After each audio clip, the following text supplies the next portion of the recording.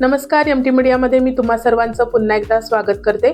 मित्रांनो, आजचा एपिसोड संपल्यानंतर उद्याच्या भाऊच्या धक्क्याचा प्रोमो समोर आलेला आहे आणि या प्रोमोमध्ये रितेश भाऊ सचिन यांची चांगली शाळा घेताना दिसत आहेत।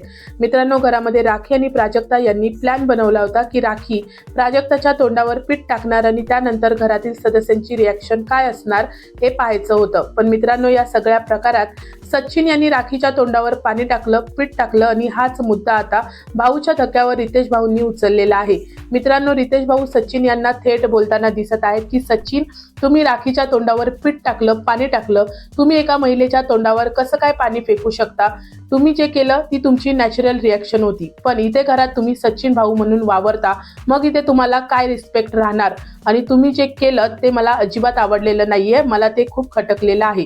मित्रांनो, हे ऐकल्यानंतर रितेश भाऊंच्या या बोलण्यावर सचिन आता काय उत्तर देणार आणि या घटनेचा त्यांच्या गेमवर काय परिणाम होणार हे पाहणं खूपच इंटरेस्टिंग असणार आहे। तुम्हाला काय वाटतं मित्रांनो, सचिन यांचं वागणं योग्य होतं की चुकीचं? मला कमेंट सेक्शनमध्ये तुमचं मत नक्की सांगा। व्हिडिओला लाईक, शेअर, चॅनलला सबस्क्राईब करा। भेटूया परत अशाच एका नवीन अपडेटमध्ये।